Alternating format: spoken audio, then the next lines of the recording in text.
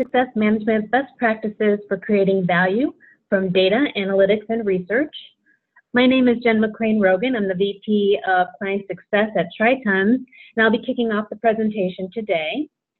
And for those of you who are new to Tritons, we're the global experts in customer success, software adoption, and organizational change management. And since 2006, we've provided fast, focused, and affordable training and consulting services to SaaS buyers and providers around the world to ensure both achieve their desired business outcomes. And just a few housekeeping items before I turn it over to your presenters. First of all, the webinar is being recorded, and the recording will be available after the webinar on our resources page at www.tritons.com. And I encourage you to type in your questions in the Q&A box throughout the webinar. We do structure our webinars so that we present new information and our insights for about 30 minutes, and then we'll leave the last 15 minutes or so for questions and answers. So without further ado, I'm going to turn it over to your expert presenters today, Jason Whitehead and Neil Marcus. Thank you. Thanks, Jen. Appreciate that. Hi, everyone. I'm Jason Whitehead. I'm the founder and CEO of Tritons. Just wanted to give you a little bit about my background and experience so you know where I'm coming from. I've spent over 20 years in the field working hands-on with a variety of technology implementations, and really spent my early career hands-on implementing systems and getting them live and doing the full suite of technology-focused activities, and then spent the last 3 quarters or so of my career really focusing more on how to make sure we're getting value and adoption from them, focusing on user adoption and outcomes. So I'm really excited to be here today. Before I turn this over to my co-presenter, wanted to let you know as well, we do have a mixed audience here with some customer success professionals and some insights and analytics professionals. So we're going to try to bridge some gaps and share information for both audiences. And at the end of the questions, we'll also share a little bit more if you're interested in learning more how we might be able to help you with some consulting or training or other services. We'll provide some information about that as well. So with that as a backdrop, I'm very happy to introduce my co-presenter, Neil Marcus. Neil? Hey, thanks, Jason. Good afternoon or good morning to everyone, depending on where you are today. I know we have some folks from the West Coast dialing in. So I'm Neil Marcus. I've spent my entire career in the field of market research and market intelligence. I'm currently on the board of directors for the Insights Association. The Insights Association was established in 2017 through the merger of 2 former market research industry associations, CASRO and the Market Research Association. And basically our aim is to be the leading voice, resource, and network of the marketing research and data analytics community. So just a little bit about the Insights Association for those of you that aren't familiar with it. Up until recently, I was the head of market intelligence at MetLife. And as I began to explore opportunities for my next gig, someone suggested I look at the field of customer success. So to learn more about it, I decided to attend a Customer Success Association conference in Boston, and that's where I met my good friend here, Jason. And Jason at the time was running a training session on customer success. And afterwards, as we began to talk, we realized that there were a lot of challenges that the insights community was tackling that seemed to have been solved in part in the IT industry through customer success. So I'd like to set the stage for us in a moment by talking about a real challenge that kind of plagued me throughout my career and is still very real and present today. And I think this is a challenge that many insights professionals can identify with. So I'm going to start off by talking about what I see as an important challenge here, which actually got me thinking about the connection between the insights community and the customer success one. After I talk about this particular challenge, I'm going to turn it over to Jason, who's going to give us an overview of the customer success management field. So especially for those that are part of the market research or data analytics communities, this will be new information that will kind of give you a level set on exactly what customer success is. And then at the end of the webinar today, Jason and I are going to talk through some recommendations on how customer success best practices can be applied to market research and data analytics. Okay, so what is this challenge that we're facing in the insights industry? So as you can see here, the way I captured this particular challenge that I had in mind was about impacting business outcomes. That's really the name of the game. I think that's how we all measure our success in whether it's market research, data analytics, and basically what I'm sharing with you are some findings from some recent research here. So while strides have been made, both market research and data analytics communities continue to struggle to be recognized for strategic contributions to their business.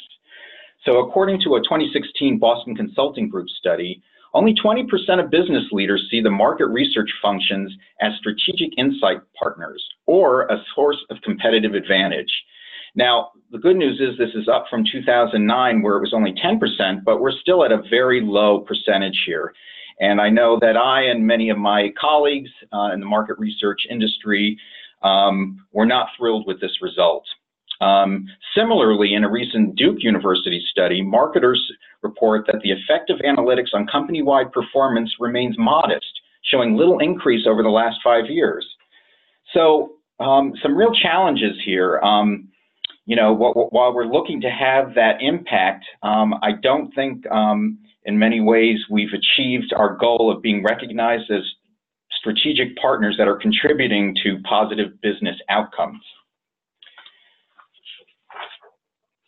Now, there is more good news for all of us, so I don't want to get us all down at the very beginning of our webinar here, and there is something that we should take pride in and know that there is promise for a brighter future too. So in both of those studies that I just cited, we also had some good news about how the work that we do, the insights that we generate through market research, data analytics, what have you, is something that business leaders think are important to accelerating their growth, to differentiating them versus the competition. So you can see here from the Boston Consulting Group study, 75% of business leaders cited customer insights as critical to accelerating growth. From the Duke University study, we saw that CMOs plan to increase their allocation to marketing analytics in the next 3 years. So clearly, the demand for insights is there, but as I pointed out on the earlier slide, there is a disconnect between the professionals that provide those insights and the business leaders who consume them for decision making.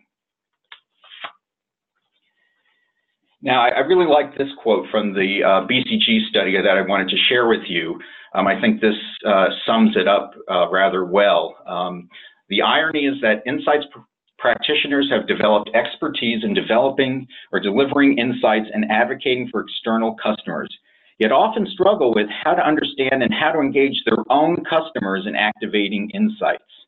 So I think this is a real problem. So insights professionals are adept at understanding the external marketplace and customers, have developed skills to be able to uncover these things, yet lack the appreciation and insight to do it with their own clients, which I think is creating this chasm that we're seeing between insights professionals and business leaders. Now, there are many reasons for this gap. One reason for this gap between insights professionals and their customers may lie in undeveloped skills necessary to engage business leaders to activate insights. The gap was recognized in both the BCG and Duke studies that I've been citing.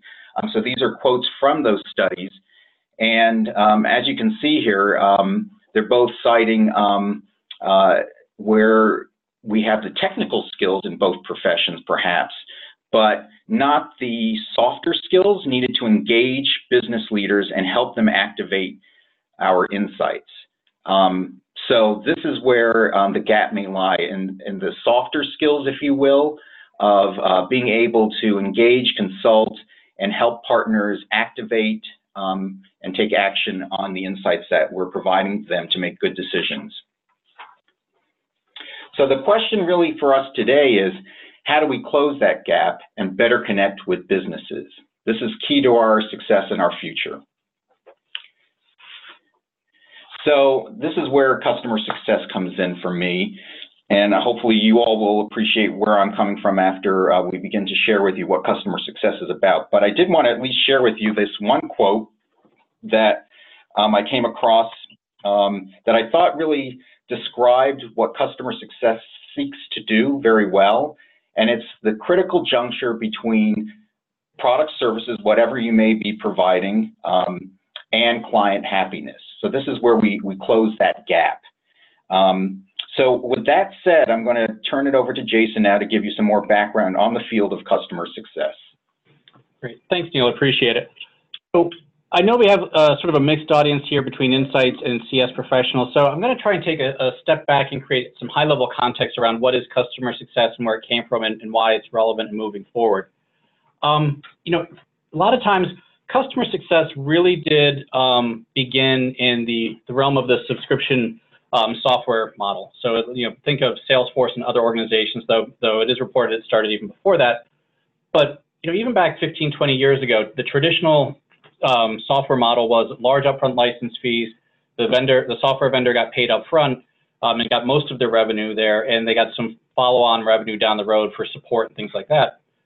With the subscription economy and the subscription business model, those large upfront payments basically went away, and now it was a much lower monthly premium meant to be easily affordable and a faster sale by larger number of organizations. So really shifting the model and shifting some of the work around.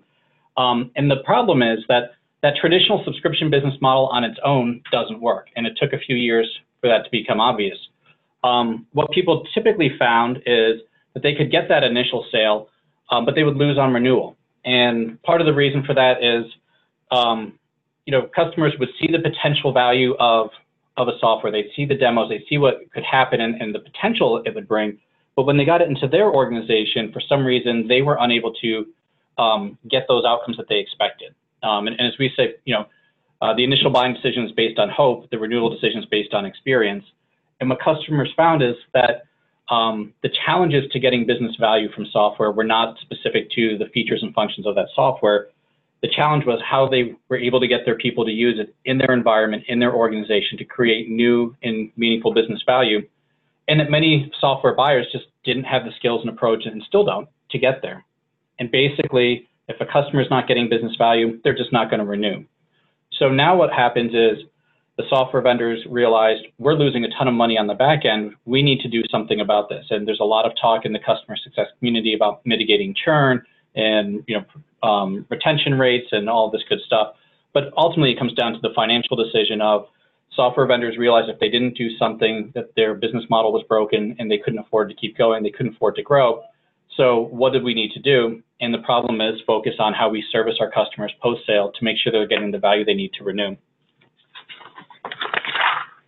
So over the years, the practice of customer success has been around for a little bit longer than the name, and it's still a very rapidly evolving industry and practice, and it means different things to different people.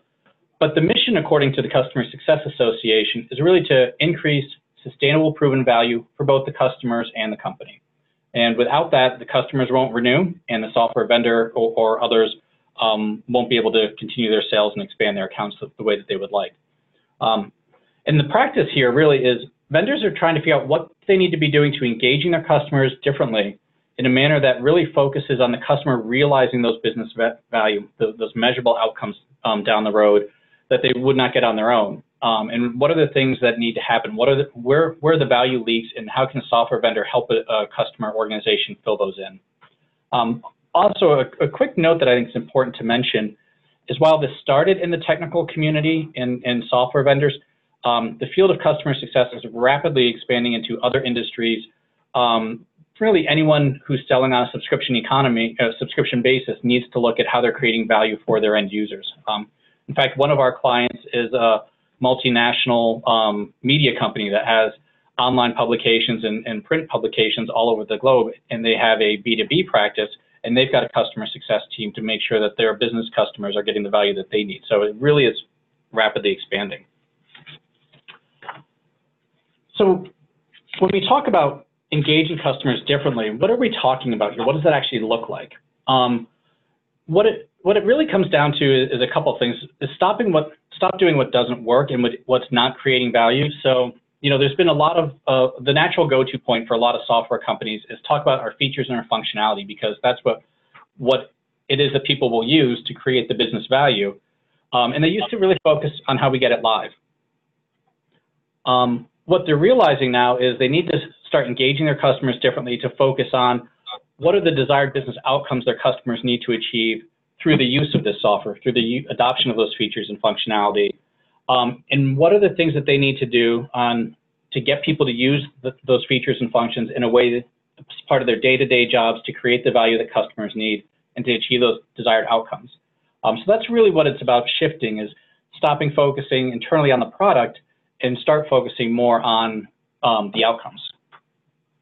Hey, Jason, this particular slide really resonated with me. I saw a lot of parallels with the insights community, because sometimes we, like, IT people perhaps get lost in the details of our methodologies and analytics. We also sometimes think our job is done after we deliver a report.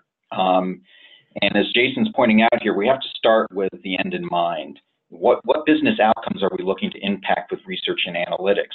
How will business leaders use this information to make decisions and achieve desired outcomes? These are key questions that, I asked every partner. And when I sometimes found is that partners did not have good answers to these questions either. And we added a lot of value by helping them clarify their objectives up front. So this really gets into, kind of starting to fill that gap and, starting to put ourselves in our partner shoes. Agreed. And I think you're right. The parallels here between IT are just huge, where with technology, it may be features and functions. With, the insights work, it's the ahas and the results of the research, but those alone don't create the value. They create the potential for value. So yep. When we look forward, okay, so that's the high level of engaging customers differently. What sort of things are involved? And this does vary widely. So this is just a high level view of what could be involved in what we typically see, but it's not the complete total of it. Part of it is really educating customers up front about what they need to do internally to drive adoption from features and functions, from an insight to actually create value from their investment. A lot of organizations spend a lot of money on whether it's a software or a product or a report or an insight, but then they don't necessarily do anything with it. And, in the software industry, there's a lot of talk of shelfware, and you want to avoid that. So part of that is really educating customers that it's not just the acquisition of this feature or function or this knowledge, it's the application of it. One of the things that we have found consistently is that since we work with both the buyers and sellers of software, on the buyer side, they're really good at getting systems live, but they're really, really struggling with what are the things they need to do differently once they have the systems to create value and get people to use it. And they really don't have the right approaches and knowledge. So while they're buying that hope that, the system will do all that, what they're realizing is, no, there's a lot of management implications and issues that need to be addressed as part of a software acquisition, and they don't necessarily know what those things are or when and how to do that. Point number 2 here, I think, is, go ahead. Point number 2 here, I think, is really important as well. With a lot of software acquisitions, there's a lot of focus on getting the system live and what do you do around go live and getting people trained up so they can start using the system. But then they quickly lose focus, and the teams that maybe help get a system live get disbanded, and very quickly they're not getting the value. So what we try to do is actually say, what does success look like 1, 3, and 5 years down the road, or even 10 years down the road? What's the business outcome that you need to see? And how do we help shift the conversation from an immediate get a system live on time and on budget to a business outcome decision over the long term, and helping to guide the customers on what it takes to achieve that? Once you understand really what that success is, that's when you can help the organization identify what are the drivers and the barriers that will encourage people to use the software or functionality or apply an insight, as it may be, differently, so that they can get the outcome they want. And then once you sort of understand what are those organizational issues or performance issues or people issues, you can start to provide the tools and resources and support that they need to make it happen. So that's a high level of some of the steps that are involved to be effective. I just wanted to share very quickly just sort of a 3-step process that we use to help people think through how this might be different than what they've done in the past. Step 1, as we mentioned, is really define your customers' desired business outcomes from using your software. And what does it look like 3, 5, and 10 years down the road? and capturing that information so that you can always focus your client customer on the business problem they're trying to solve, or the business growth that they're trying to achieve, or whatever that value is that they're looking for from this investment. And it's a big investment for them. And then once you've identified there, starting with the end in mind, working backwards and say, here's the features and functions that can address all of these issues, and here's the priority in which you should go for them to achieve these outcomes. And here's the time frame by which you should be able to achieve them if you do this.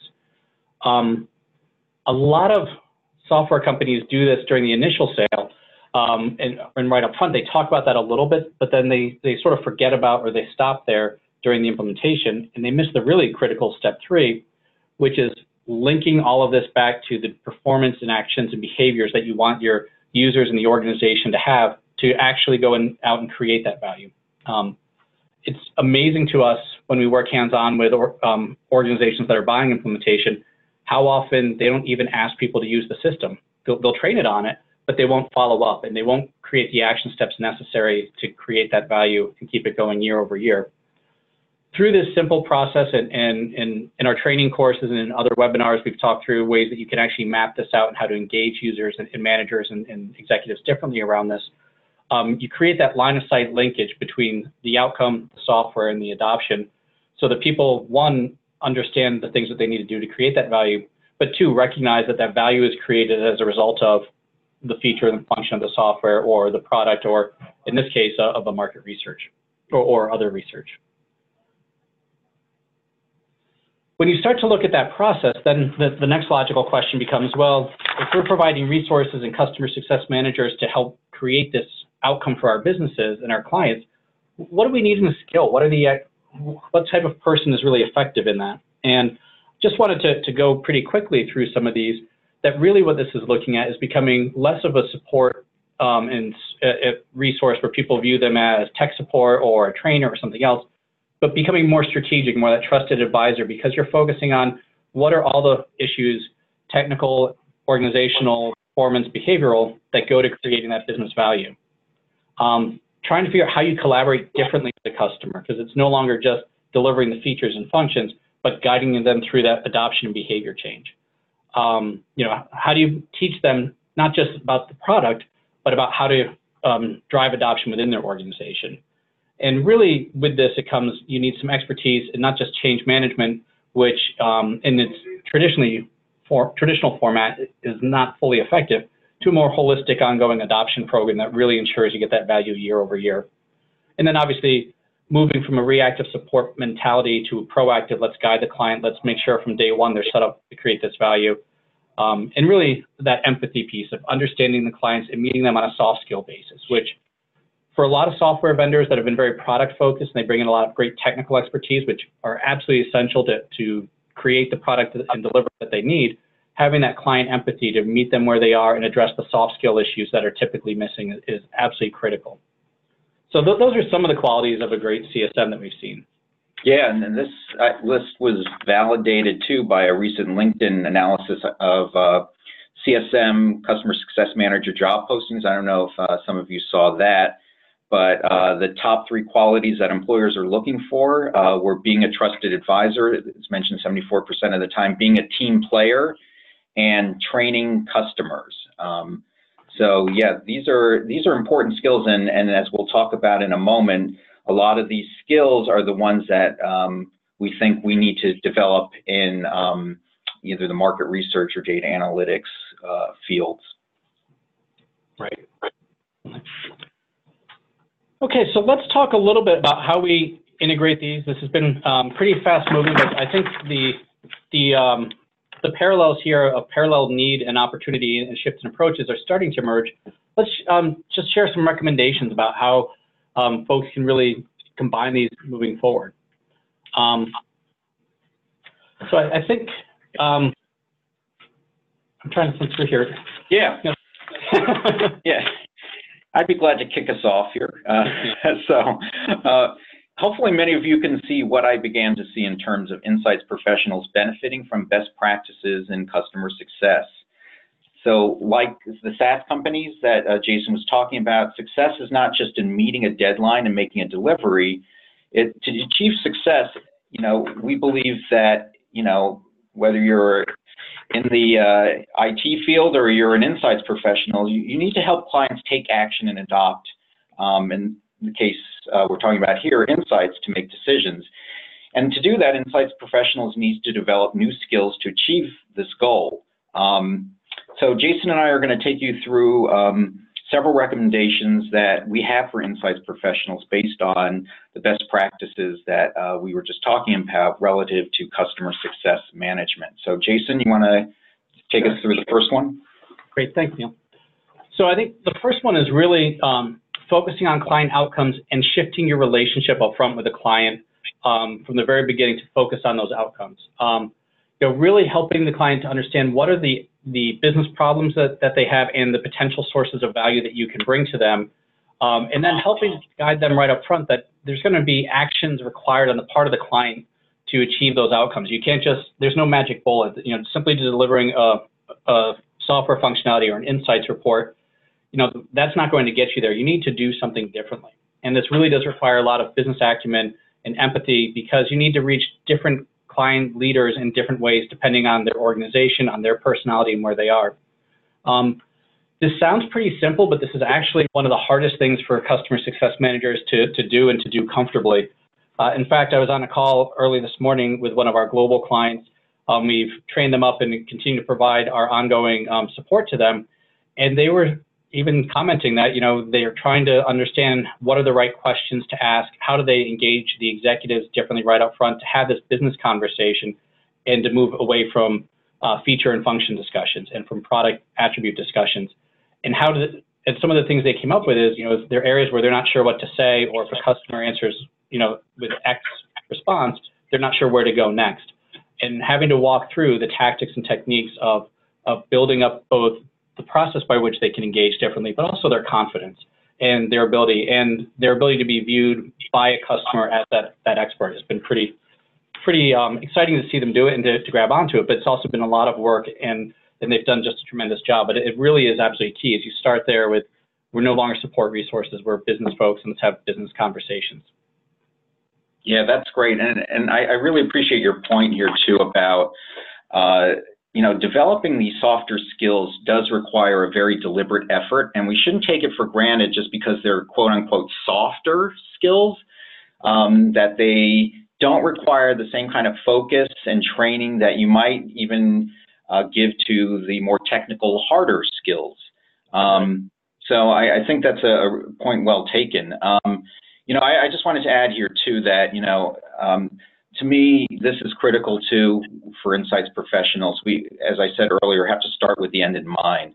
So when you have upfront discussions with clients, we want to spend more time identifying hypotheses and potential outcomes for our research and analysis, and begin to talk about how we might take action, uncovering key stakeholders, potential barriers. So we really have to look at the full context in which we're doing this work and start to think ahead about what decisions will we make, and then what do we anticipate might be some of the barriers to get in our way of actually activating some of the learning that we get from our efforts. And I think too, this reminds me of something someone once said to me about we need to see ourselves as business people first and insights professionals second. So this, to me, speaks to the point about client intimacy, knowing your client's business more intimately. And there are lots of ways to do it. I mean, it even comes down to the basics of, putting yourselves in their shoes literally. I remember years ago when I worked on the Wendy's account, I actually worked in the Wendy's store out in Columbus, Ohio for a whole week just to understand how the business works and the customer experience. And at MetLife, I would often go on calls and meetings with brokers and clients, again, in part just to appreciate more about how the business works and the challenges we face, so that I was that much more effective in my job as a market researcher. That's a great example. Thanks, Neil. Okay, so our second recommendation has to do with kind of a shift in mentality. So how do we view our role as insights professionals? We want to be seen as strategic partners, as Jason just mentioned, who understand our clients' world, looking past short-term projects to building ongoing long-term relationships. And I think, you know, that's important. I think there are certainly challenges to making that shift. Lots of time is spent consumed by projects, but we have to find ways to start to think more long-term, think about developing that relationship in some of the ways we just discussed. And, you know, this involves basically applying some of the expertise and understanding the external marketplace that we've been, you know, so good at, now applying that to our own clients. So things like, you know, practically speaking, you want to take a very kind of strategic look at the relationships that you have with your business partners or your clients. Map out the constituents and the organizations that you're partnering with. Think about the challenges and barriers that each of them are facing to adopt and implement insights in general. I mean, and this really gets to, you know, this person has no experience really in using market research or data analytics, so let's not assume anything. Whereas you might have another partner who is very much in tune and a very sophisticated consumer of this kind of work. So it really depends, and you really have to think about the people and who they are, what their work styles are, and what the challenges are for them and their businesses and the people that they have to get approval from to move on things. And you put together your own action plan for how am I going to strengthen this relationship? How am I going to be a better partner for this client or this partner? And it really comes down to empathizing with your clients, as we mentioned earlier, and working to become an extended member of their team. So this is a big change from, you know, we got a request to do a project, let's just get the project done, deliver the results, and move on. This is now about a more holistic approach, focusing on the relationship and how, you know, I think we all have something to gain. It's a win-win for you and your clients and your partners if you're actually focusing on the bigger picture, the long term, not just getting from point A to point B on individual projects. Yeah, very true, very true. And we've seen that a lot in the IT world as well. Which sort of brings us to recommendation 3. Comes to educating your client on taking action. And one of the things we've seen consistently is a lot of buyers of software, they really don't know what they need to do to better apply the software within their organization. They can understand the technology and screen navigation, but how do they use it differently? How do we change the ways of working for our entire organization? And if we're a small organization, maybe that's easier, but for large organizations and global organizations, how do you scale out a change process as a result of this software, as a result of this insight? When we go through and we're training our customer success professionals, we have a lot of ahas and a lot of energy in the room as they're learning new things, new tools, and they can't wait to get out and try it, and they're a little bit nervous.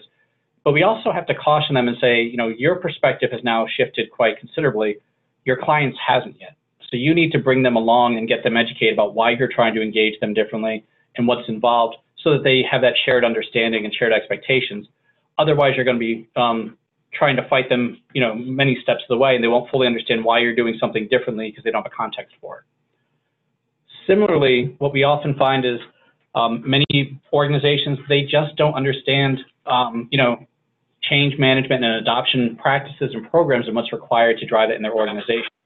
So they don't necessarily know the what to do. And there's also a lot of false information out there and a lot of recommended common practices that really are not effective, and a lot of best practices. So you'll probably need to help your clients get some sort of education or at least identify where they are on their knowledge of change and adoption practices, and if what they're doing and what they're familiar with has worked in the past and will be effective, or if you need to actually re-educate if they're trying to apply methods and tools that will not be effective. And then from there, as we mentioned, just really trying to go through and say, okay, so we now understand a little bit more. How do we build out a team and a structure in place to drive these adoption of insights, to drive this adoption of functionality, and keep it going year over year over year? Because one of the things to think about as well is typical change management is often focused on a single point in time. Like we did a merger, we did an acquisition, we did a system went live, but they don't realize that your organizations are fluid. And over a 3, 5, 10-year period, people will retire, new people will come in, other regulations will change, other environmental issues will change. How do you make sure, as other moving parts happen in the organization, that you still get people applying insights and applying the practices you want them to have as the environment's still shifting underneath them. So making sure you have a structure in place to keep that going at scale and to really make sure people are applying it the way you need them to. Yeah, there's some great points here about change management and adoption that I think insights professionals can benefit from. You know, what came to mind for me when I was thinking about this too is just especially around larger initiatives like segmentation. So, you know, while I was at MetLife, we developed different B2C and B2B segmentations. And what we realized is in order to really make them of use and to activate them, we really needed to, it's a big change management effort, you know, going from kind of getting people ready to being willing and able to use this every day in their jobs. And, you know, for some organizations, they never even thought about segmentation or thought about it in maybe the most basic, crudest terms. And so there's a whole education process, as Jason's pointing out, that needs to take place in this case about what it is, why we're doing it, and then how do you make this real? And you have to, you know, really think through a long-term kind of plan. And then you want to develop assets and things that will live on, as Jason pointed out as well, things that, you know, people can go back to. And certainly there's turnover where you're going to have new people coming in who need to get up to speed. And how do you do that effectively and efficiently? And so, again, very relevant to what's going on in terms of getting the adoption of insights and organizations to change the way that they do business every day. Right, very true. Okay, I'm gonna go through this one a little bit quickly because I'm trying to, in the interest of time, make sure we finish up. This is very similar to the same chart we've seen before from the IT world, going through and explicitly linking insights and actions to outcomes and making sure that you start with the end in mind, as we've talked about, business outcomes up first. But then instead of linking features and functions, linking the insights that you're doing and the research, and as part of that process, you know, what are the actions that you want people to take as a result of this insight activity at an organizational level, and then really drilling it down to, so what does this mean to individuals, to departments, to teams and work groups, to behaviors, and being able to have line of sight from desired business outcomes, the insight and action and research we've identified and we've performed, to the actual behaviors we need people to do, and then really making sure, did these behaviors and insights result in that value? But being able to drill that down does a couple of things. One, it increases the likelihood that people will actually take the action you need them to apply and to activate an insight. And two, it gives you guys the opportunity to say, all of this is possible as a result of this insight work that we did and this analytic and research work, so that the executives understand the value that they're getting from their investments in research and analytics. And that's absolutely key to the promotion and growth of this area. Yeah, so just to give a quick example, you know, for the world of insights, if we go into the realm of performance management, then it means articulating your objectives in a different way. So instead of putting an objective on like complete this NPS study by, you know, the end of the second quarter, what we start to shift to is objectives like increase client retention, as a very simple example, but you get the difference. It's really about, you know, linking it to a business outcome, and it's not just about completing a project and delivering results. It's about making that impact that we talked about earlier. Right. Agreed. Okay, Neil? Yeah, so I'll just wrap up quickly now. We just talked about operating on a kind of a more strategic level, and then getting very tactical now in terms of thinking about what specific actions need to take place in order to get to those desired outcomes. So once you've made the connections between your insights and your business outcomes, you need to collaborate then with your business leaders on creating a tactical plan for putting the insights into action. And to do this successfully, you have to understand your client's business in terms of key stakeholders and barriers to implementation and so on. So I think, you know, this is being done more and more, but I think this has to be done consistently. You know, for small and large projects, I think part of our deliverables to our clients and our partners is in providing this kind of tactical plan of starting to think through it. Now, yeah, it won't be perfect, but it's something that you want to put in writing and get commitment to and make changes to, and then it starts to be something that you co-own with the business leaders in order to make sure that things do get realized. There are tangible results at the end of the day. You know, and Neil, it's so important. We do this as well on our projects, especially when we're brought in from the buyer side of software, where we've been brought in several times on rescue projects where they've got a system live and it's 2 years later and they're not getting the value from it. And there's usually a large research component up front to really understand the process and to figure out where the gaps are. And as part of our methodology that we review, even during the initial contracting discussions, is we will come in and gather some research, and here's our approach, and then we bring in preliminary findings and recommendations, and we facilitate and jointly develop what are the action plans that need to happen as a result of these. And we include the executives and the leadership in those decision-making processes for just that point of, you know, they've got some commitment to it now, it's now their plan, and we can highlight for them what we think will work and what won't work. And then it does result in a very important tactical plan that they can go in action, we can support them on. And since we've shifted this approach, clients love it, absolutely love it, because at the end of the day, they want an outcome. And two, it just delivers a better results where the clients can have the ahas really internalized in a way that they don't just from receiving a report and a presentation on it. Yep, that's great. Okay, and then the final more of that.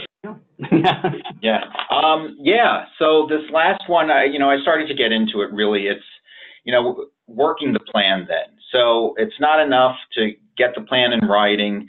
The plan needs to live on. And what I found is that it's easy for those plans to be sidetracked or forgotten when suddenly there are new priorities that distract people and take their attention away. And one of the ways to add value then is for you in your role to be following up consistently, making sure that you're doing everything that you committed to, and also reminding them of what they committed to, and trying to keep the energy behind the action plan.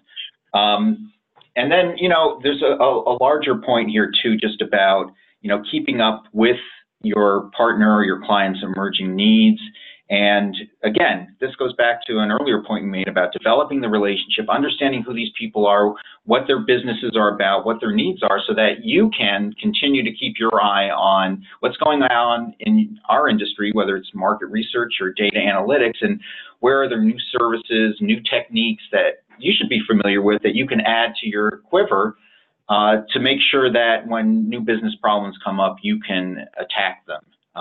And you have the right tools in place. And we know that every day there are new services being rolled out that we all want to be on top of. That was something that, when I was at MetLife, we tried to do on a regular basis, is bring in, startups or companies that have new innovative approaches to make sure that we understood what was out there. We might not have had any particular need at the time, but it, again, made us smarter and better able to move quickly to solve business problems in new and different ways. That's right. That's great. Thank you. So I see we're just about out of time. We have had a few questions come in advance. What I'd like to do is, I think we have time for one of the questions we had in advance, but if there's anyone on the call that has a thought or a question they would like answered, please type it into the Q&A window now, and while we probably won't be able to answer it real time today, we are happy to follow up and we'll send out responses via email. And also, you're always welcome to contact us directly. Neil, I guess the first question, or the one question we have time for you is, what's the best way to pose questions related to the value to clients? Questions like, what does success look like and how will you be measuring it? Work great for some clients, but not so well for others. Yeah, that's a great question, and I think everybody probably on the call can relate to this in one way, shape, or form. Questions that I like to ask up front that probably get you to the same idea may be like, what problems are you trying to solve? Really try to simplify it and put it into different terms, because I can imagine when you say, what does success look like? That's maybe too abstract for some to relate to, and they'll have a hard time answering. But what they probably can answer pretty clearly for you is what the problems are that they're trying to solve. What are their challenges? You can also ask them too, how do you plan to use, whether it's an application or the insights? So they say they need answers to these questions, they need this particular solution, and the question would be, well, how do you plan to actually use that? And you'll get probably very rich answers that also point you to, okay, this is what the problem is, and this is what success could look like if we can actually solve for these problems, if we can actually understand the use. It gives us insights that can help them achieve that success. Questions like that, or why are you looking to resolve this question, will also uncover some of the answers that I think you're probably looking for there. Yeah, and I would throw in a couple of things as well too. One, I think there's the success in terms of, for the client, is the outcome of the research. So, what does success look like 3 or 5, 10 years down the road? What's that business outcome? We also like to ask clients, how will you recognize that you're achieving success?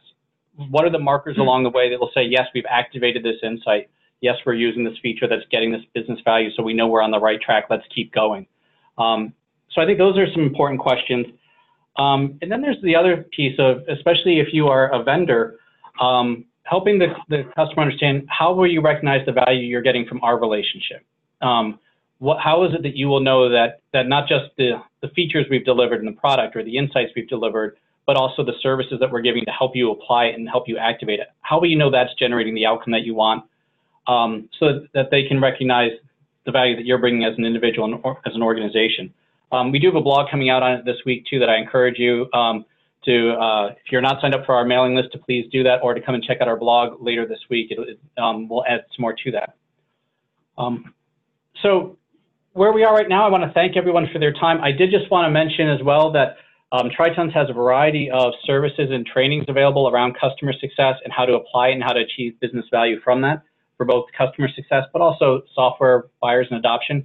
And Neil and I have also discussed the opportunities around how to help insights professionals build on customer success practices and merge them into their environment. That if that's you and you want to see how we might be able to help you, please contact us, and Neil and I can address some opportunities around that directly. We'd really love to have a conversation with folks, so please give us a call. And also, if you would like to get in touch with us, you can reach us at info@tritons.com or come to our website. And if you're interested in contacting Neil, you can also email us at that address, and we'll get into him, and we'll be sending out a follow-up with the link to this recording that will also include a link to Neil's bio on LinkedIn, so you can reach out to him that way as well. So with that as a backdrop, everyone, thank you so much. I've really enjoyed this. I hope you found this valuable, and if you have, please share it with others that you think would benefit from this knowledge, and don't be afraid to contact us with any questions. Thank you so much.